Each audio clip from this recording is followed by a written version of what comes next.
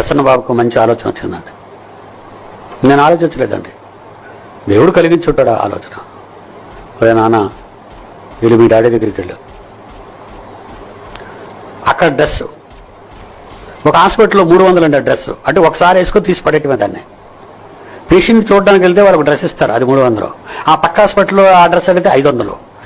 నేనున్న హాస్పిటల్లో 300కే డ్రెస్, 300కి వేసుకొని వచ్చాడండి. ఈ డ్రెస్లో వచ్చిన వాళ్ళు కంపౌండర్లో తెలియదు, డాక్టర్లో తెలియదు, నర్సులో తెలియదు, ఆయాలో తెలియదు. ఈయన నాన్న వచ్చావా అన్నాను. అవును డాడీ నేను వచ్చాను.